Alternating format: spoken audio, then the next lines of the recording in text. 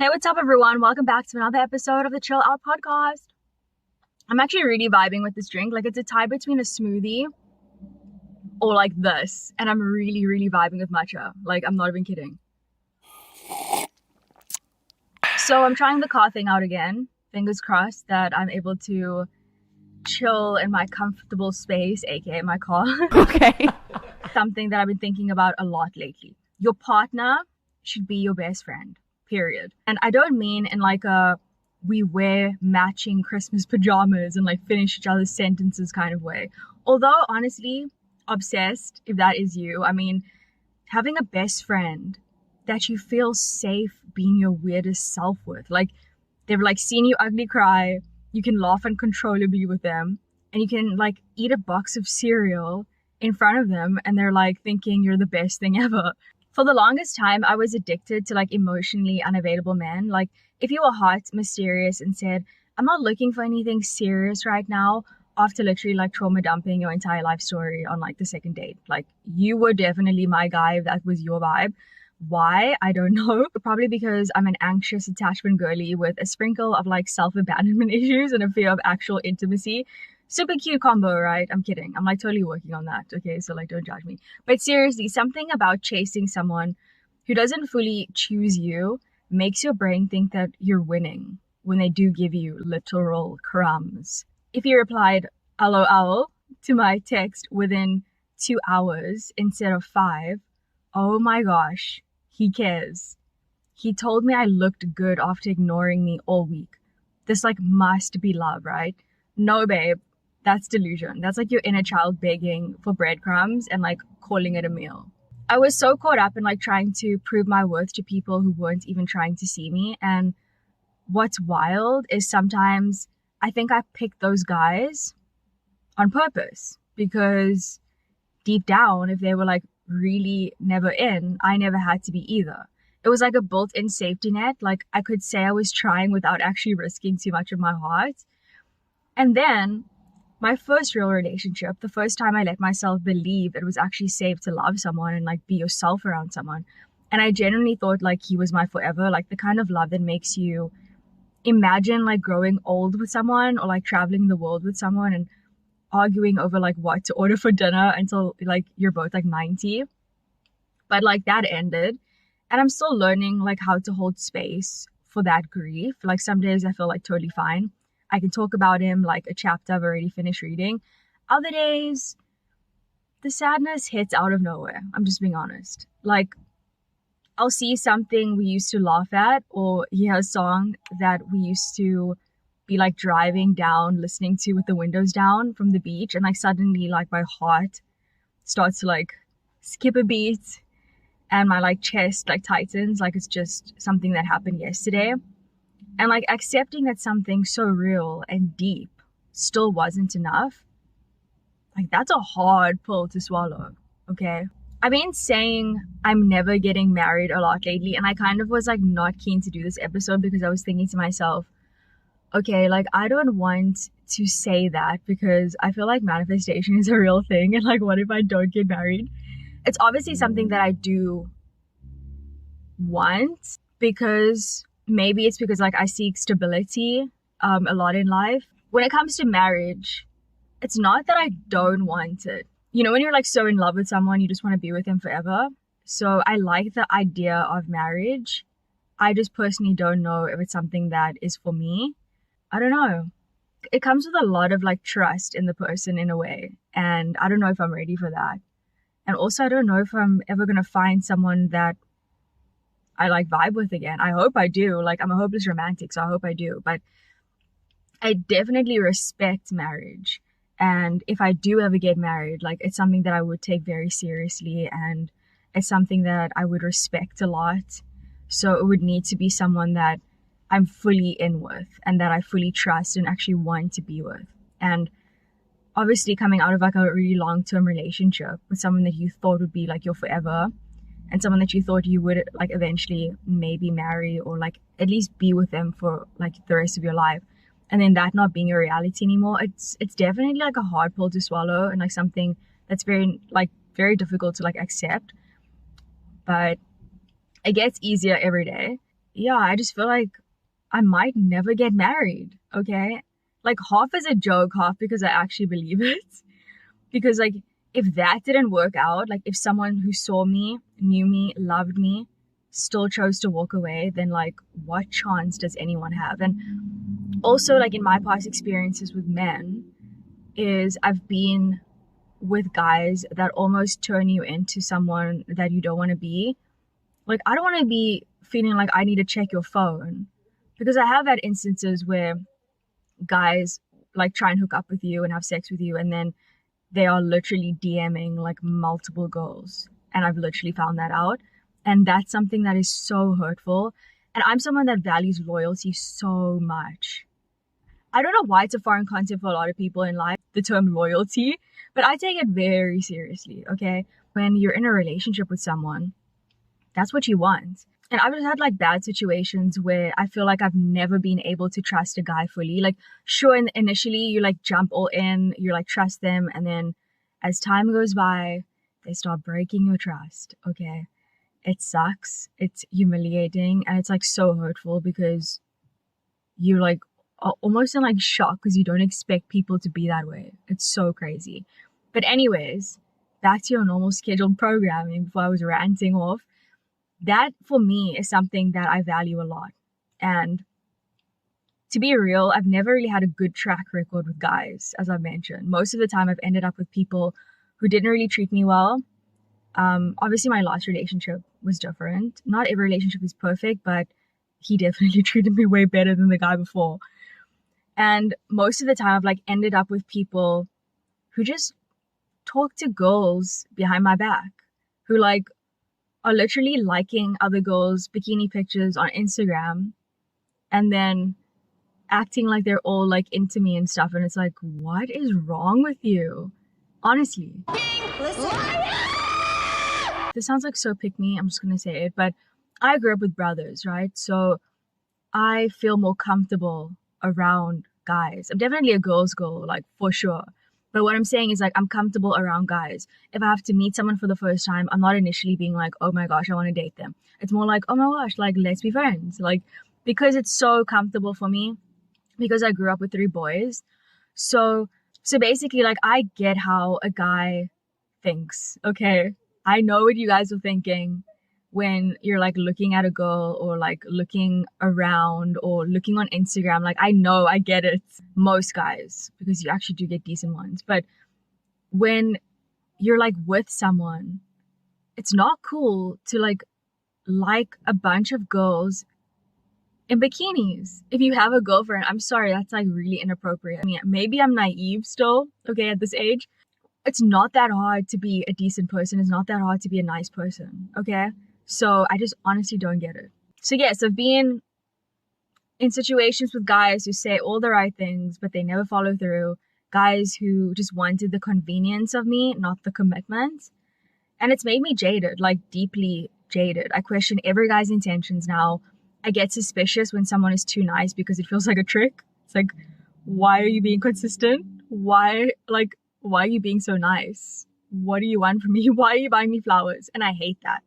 Like, I don't want to live my life constantly anticipating betrayal, especially from someone that you want to be vulnerable around and you want to be yourself around. And like, sometimes I'm a bit silly, okay? I'm a silly girl and I like to have fun. I like to laugh. I like to have a good time. So if I feel like I can't be that way with you, then it's just not gonna work and I can't live life like that. And when you like grow up watching people leave, whether it's friendships, whether it's like your parents splitting up, whether it's anything, okay, it wires your brain to sort of expect abandonment. So you sort of like think it's normal to be left, and that messes with your self-worth so deeply.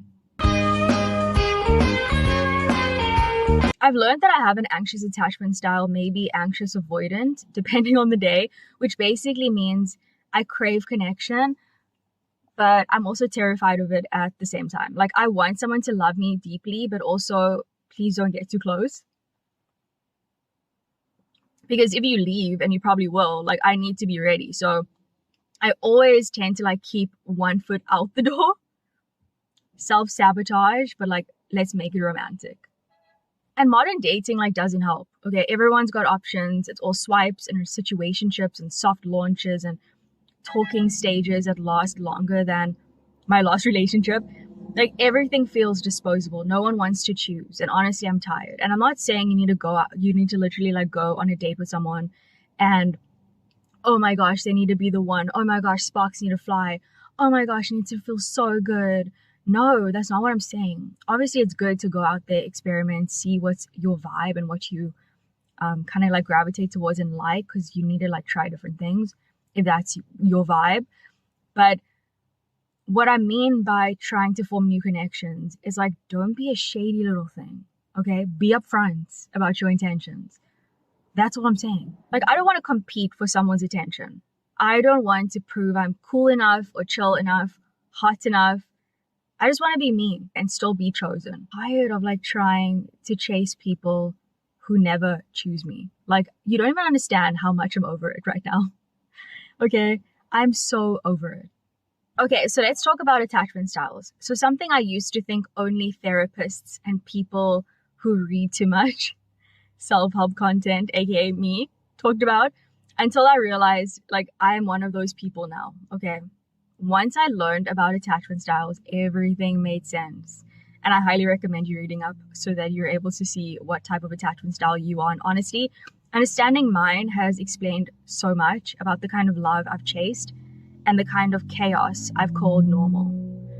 I have what they call an anxious attachment style, with like a sprinkle of avoidant, just to keep things extra spicy, which basically means I crave closeness and connection. But the second I get too close, I start panicking, not because I don't want love, but because I don't fully believe it's going to stay. And I honestly hate that. I've noticed this pattern where I'll meet someone, get a little bit of attention, and then immediately feel this urge to prove I'm worthy of staying. Like I'll shrink myself just to make the connection last longer. I'll overlook red flags because I'm scared of being abandoned again. I'll stay in situationships where I'm clearly not being chosen because at least being half loved feels better than being alone, right? And when my last relationship ended, the one that I thought was going to last literally forever because I love this person so much, when it ends, I found myself trying to prove why I'm worthy of being loved by this person and trying to remind them of all of the amazing times we had together and all of this. And I'm looking back right now and thinking about it. And I feel sorry for that girl because that is not the type of person that I want to be. That's not healthy to do either. You should never have to prove your worth to someone. If someone doesn't choose you, you don't choose them. You walk away and you move on. Okay, and that's a realization that I had to come to. It's a trap because that version of love, it keeps you in a cycle of never feeling secure. And when you're used to people leaving or like half showing up for you, it wires your brain to expect inconsistency, which is where the avoidant part kicks in. So if someone actually does show up for me, like, genuinely sees me and wants to stay, I like freak out. I start looking for the exit because part of me still believes love is supposed to be hard. It's supposed to hurt a little. It's supposed to be like a game. And then, of course, you throw in modern dating into the mix. It's chaos. Like actual emotional whiplash. Like you've got apps where you can swipe through hundreds of people like you're browsing shoes. Everyone's talking to 5 different people at once just to see where things go. People ghost, breadcrumb, orbit, soft launch, hard launch, delete, and reappear like it's a game of emotional hide and seek. Like no one wants to define anything. Everyone's scared of vulnerability, but also craving connection. Like it's so wild. And another thing about, why I take relationships really seriously and why I want to take my time when getting back out there again is because when it comes to sex too, sex to me is something that is very sacred. It's a very sacred thing. And I'm a very affectionate person when I'm in love.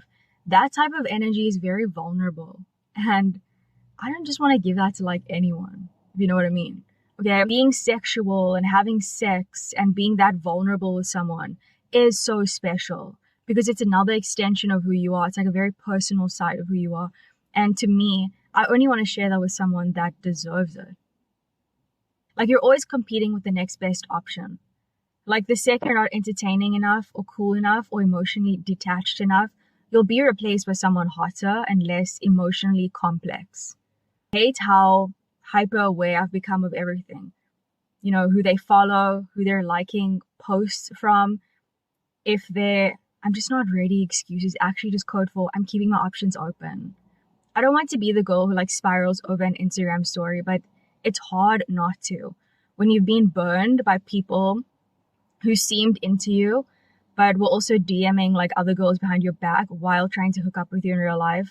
Like, I do not want to be that person. I feel like I'm a very calm, understanding, chill person by nature in general. But I feel like when you have proven to me that you can't be trusted, I feel like I can never go back from that because I value loyalty so much. So when you prove to me that I can't trust you and you're starting to turn me into this person that it like spirals or overthinks about like what you're doing, who you're talking to, I don't want to be that person. So when someone makes me feel like that, that to me is a red flag and a bye-bye. Wait, why? Wait, why not? Okay, wait, no.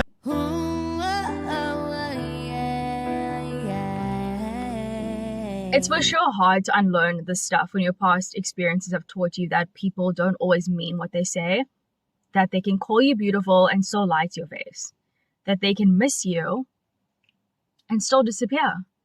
So yes, dating in this era, it's like trying to heal your abandoned wounds while also playing emotional dodgeball. You're trying to stay open, stay hopeful, stay available, but also protect yourself from like the next emotionally unavailable guy with good hair and a mysterious past. And sometimes I genuinely wonder if I'm built for this. But maybe that's exactly why I'm done chasing anything that doesn't feel safe. Maybe I'm finally learning that I don't have to perform to be loved. I don't have to be a version of myself that I'm not just to make you feel good or to like get you to like me. I'm not giving up on real connection.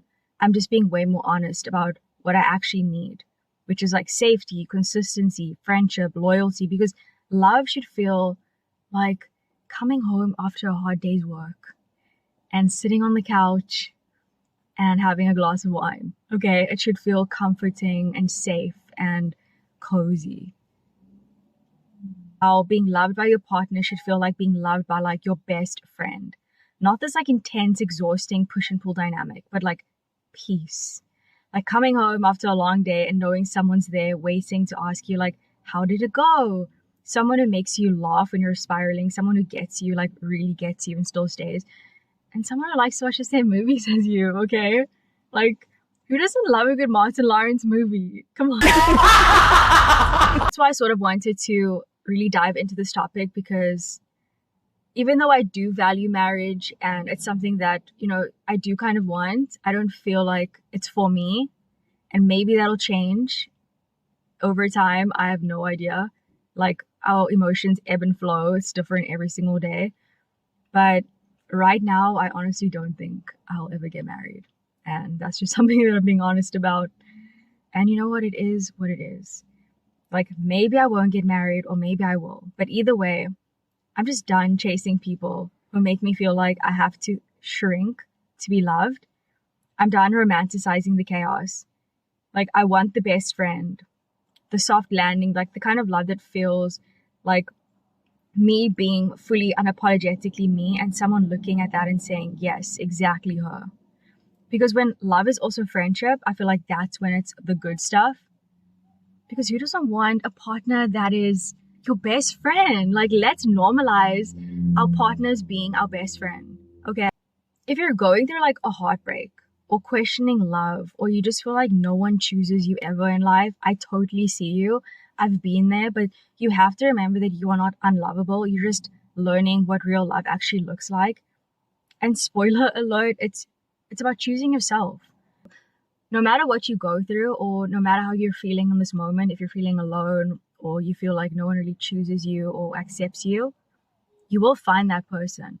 But it starts with first accepting yourself. And I know that sounds super cheesy and so like Pinterest vibes, but it's so true. When you start to really say no to things that no longer serve you and you start to choose yourself, I'm not even lying to you guys, but you look around and things start working in your favor. It's such a weird thing how the universe works. I strongly believe that the universe rewards the brave. So when you start stepping into the unknown, which usually is choosing yourself and saying no to everything else that is literally keeping you back, it opens up new opportunities. You meet new people, you have new experiences, you feel good again. And one day, after all of those dark heartbreak clouds dissipate, the sun will shine again, okay? And you can take my word for that. Thank you guys so much for hanging out with me. As always, I love chilling out with you. So don't forget to like, comment, share, and subscribe on YouTube. And also follow and subscribe on Apple and Spotify and Amazon Music. Also, I have a blog. It's called The Ward Method. And look, guys, instead of going full feral in the forest, okay, read my blog. It's a laid back, no BS guide to living a non-toxic life, okay? And there's some really fun content on there, so go check it out, please. I love hanging out with you, and I hope you guys have an awesome weekend and an amazing week. I love you. Chase your dreams. Bye.